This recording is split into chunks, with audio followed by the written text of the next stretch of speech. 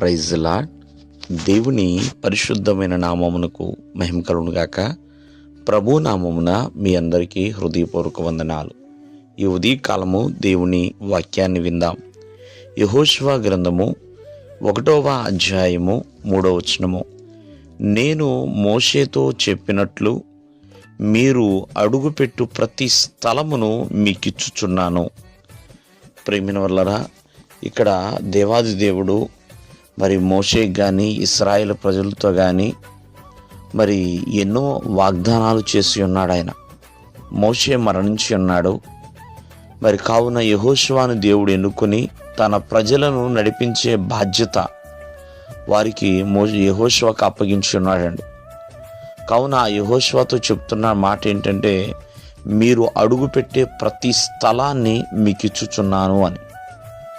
కావున ఇక్కడ భారం అనేది, బాధ్యత అనేది యెహోషువ మీద ఉన్నది. వారిని నడిపించాలి, వారిని ముందుకు తీసుకువెళ్ళాలి. ప్రియమైన వర్లరా, శత్రువుల చేతిలోంచి వారిని కాపాడాలి. ఎన్నో ప్రాంతాలకు వాళ్ళు వెళ్ళాలి. మరి అటువంటి పరిస్థితుల్లో యెహోషువకి దేవుని తోడు కావాలి, యెహోషువకి ధైర్యము కావాలి, యెహోషువకి బలము కావాలి. ప్రియమైన వర్లరా, అవన్నీ కూడా దేవుడు ఇవ్వటానికి సిద్ధముగా ఉన్నాడు. ఎందుకంటే దేవుడు వాగ్దానం చేశాడు, నువ్వు బ్రతుకు దినములన్నీ కూడా ఏ మనుష్యుడు నీ ఎదుట నిలవలేడు అని.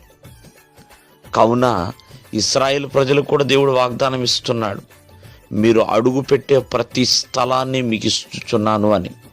అంటే ఇంకా అక్కడ ఎవరూ కూడా వీరిని వ్యతిరేకించేవాళ్ళు లేరండి.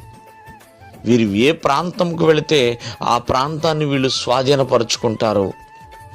ఏ గ్రామానికి వెళ్ళినా, ఏ పట్టణానికి వెళ్ళినా, ఏ జిల్లాకి వెళ్ళినా, ప్రేమిన వల్లరా, మరి ఏ దేశానికి వెళ్ళినా ఆ దేశాన్ని వీళ్ళు స్వతంత్రించుకునే భాగ్యాన్ని, అటువంటి శక్తి సామర్థ్యాలని దేవుడు ఆశీర్వాదముగా అనుగ్రహించున్నాడు.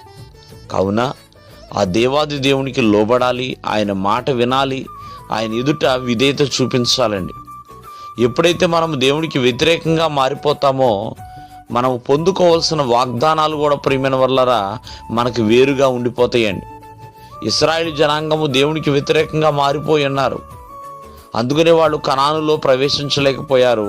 కేవలము కాలేబు, యెహోషువ మాత్రమే ప్రవేశించగలిగారు. కావున ఈ ఉదయకాలం ముందు ఆలోచించండి. దేవుడిచ్చే ఆశీర్వాదాలు చాలా ఉన్నతమైనవండి. దేవుడిచ్చే వాగ్దానాలు చాలా ఉన్నతమైనవి. కావున అవి స్వతంత్రించుకోవాలంటే దేవుని మాట వినాలి, దేవుని మాటకు లోబడాలి, విధేయత చూపించాలి. దేవుడు మిమ్మల్ని ఆశీర్వదించును గాక. ఆమేన్.